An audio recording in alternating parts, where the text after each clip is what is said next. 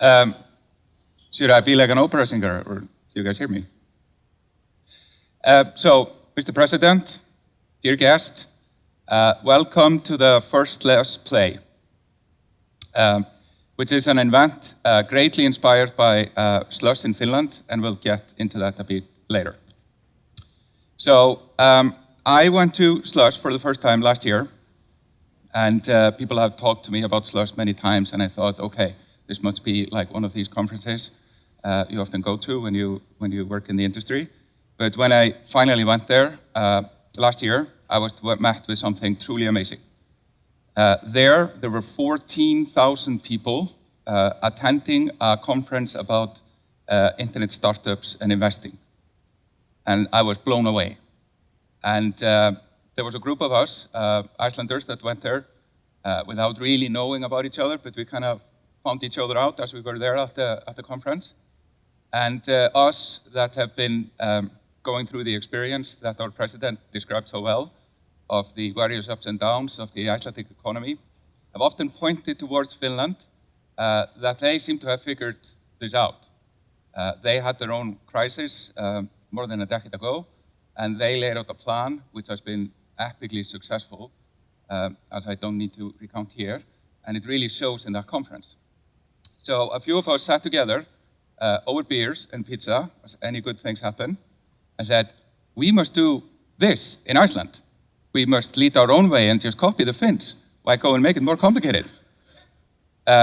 So we did, and here we are, basically 6 months later. I remember it was a few of us here. I see Salome and Dilio, and we were having beer and pizza, and we're thinking, okay, what should the spin be? Well, let's be tiny Slush. Like, this is epically big, and we're tiny. And the Tiny Slush Facebook group was created. There were 15 people invited. And then we basically are here.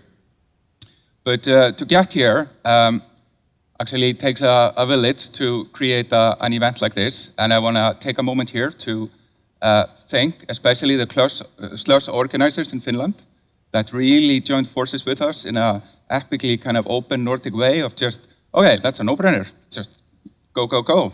And here some of them are, and it's been a wonderful professional experience to work with them. I want to thank the Nordic Gaming Institute, who was actually thinking about having some kind of event in the Nordics, probably Iceland, to link together kind of US and Nordic. And we came to them, and also a no-brainer, very Nordic, very open, let's just do it. And they joined forces. Then we have Federation of Icelandic Industries that have joined us. We have NSA Ventures, which have joined us. And then Salome, Dilio, and the team at Clack Innovate has really run with this. And that's really why we're sitting here with all this great organization and surroundings. Also, Plain Vanilla joined us, and a lot of participating companies. Also want to especially thank everyone that is speaking here, especially so the people that have flown to Iceland to do this. Usually, us that live here in Iceland, we have to go out of the country to learn about the happenings and trends. And now it's great to be able to import it here and share with other Icelandic startups, which often are on a limited budget, and it's hard to spend your time in airplanes and hotels, and it costs a lot of money. Then I just want to extend thanks to the extended Icelandic environment that really kind of have joined us to make this happen. A lot of press have joined us in promoting this, and it's really been a wonderful effort. I want you maybe to give all this wonderful group of people an applause.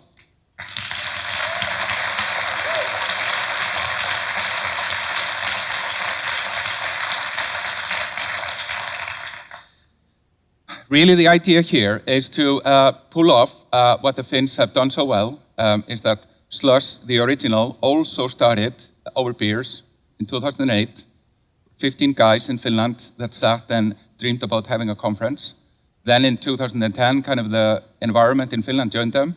And then 2014, I was there, 14,000 people, 2,000 companies, 500 investors. And when I was asking them, who are these people? Half of them were Finnish people from Helsinki or flown around Finland that came just because it was so exciting to be a part of this.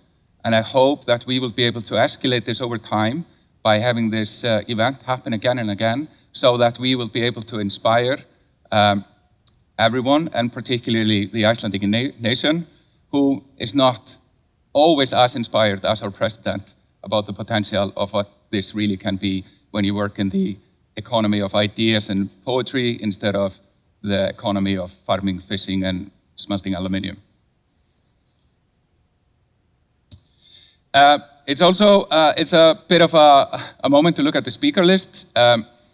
I'm meeting many people I've worked with for decades, frankly. This is like an extended reunion of the Icelandic startup scene. People are flying in from all over the world. I think I've worked in some capacity with 90% of the people on this list. So that's also a wonderful thing to see everyone come together. Because often these kind of things, they start in very meager beginnings. So this was my first job. This is a company that Guðjón, who's speaking here, founded, I think, as early as '92. And that company wanted to make virtual reality.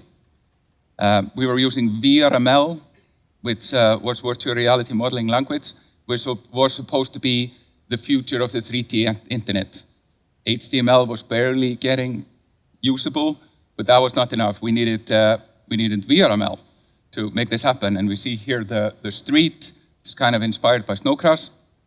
So a lot of us started doing this basically 20 years ago to start a virtual reality revolution without the headsets being there. And that company was not very successful in that mission per se, apart from inspiring 100 people to continue on. And that company had a few hiccups. It's actually now reborn again. The company has it's tenacious like a cockroach, which is good. But every time Oz has had a hiccup, something amazing has happened, like a force has been unleashed. And here behind me, there is a graph of all the startups that got started basically when Oz kind of had its sort of first hiccup, so somewhere around 2000. That's actually when I joined CCP. And there's a picture of a lot of us there in the Blue Lagoon. As a boy band, this is what we thought was a good idea to promote the company back in 2000. And CCP, being almost turning 20 years itself, has had its own trials and tribulations.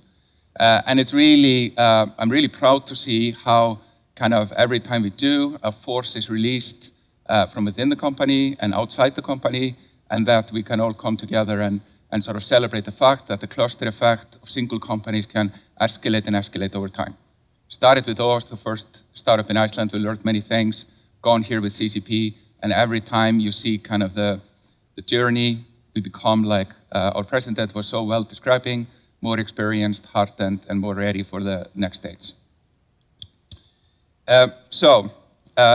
I hope you all join us in this wonderful reunion of all the ecosystem here in Iceland. And we have a great fun over the next few days to talk about gaming and virtual reality.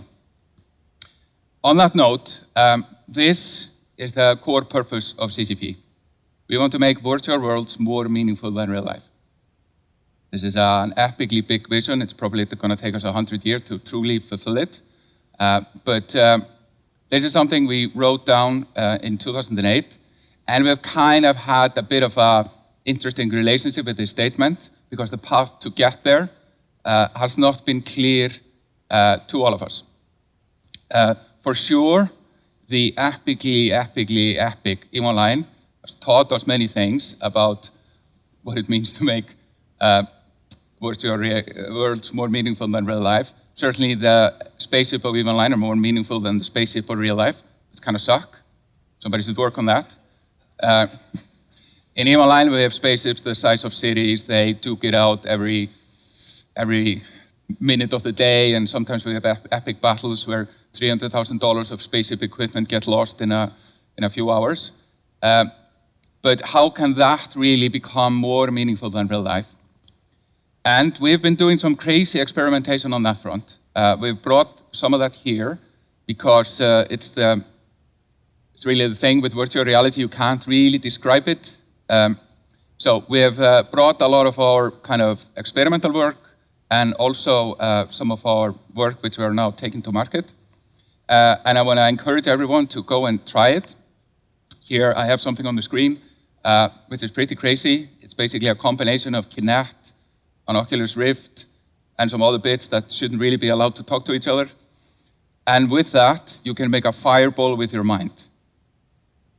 And it's amazing when you do it, when you watch the fireball in your hand, you feel the warmth. The brain makes the hand heat up. And when you sense some of those emotions, you can trigger in VR, and you couple that with the epicness of EVE Online. I think there is something there. The combination of these two concepts, maybe not these concrete examples, truly should mean that we should be able to make something pretty epic happen. Then we're also doing something small and simple and to the point. We have a Gear VR prototype here, which we're sharing with you, which is a little tech project called Nemesis, where we've really been focusing on, can we get the production values of what we want to aspire to make, working on a phone. And our team in Shanghai has actually pulled it off. I really look forward to hearing some of you as you try it out. And then, of course, we have our game, which has been announced to come out as soon as some of this actually officially comes out. It's a bit of a thing in this VR business. EVE Valkyrie, we have versions of that here, which I would love to have you all play and hear what you think. So please join us in the kind of VR Labs area to try some of this out. And let's have an awesome Slush play together, the first one, and let's make it such that we repeat it again and again and again, getting up to Helsinki levels 5 to 7 years from now. Thank you.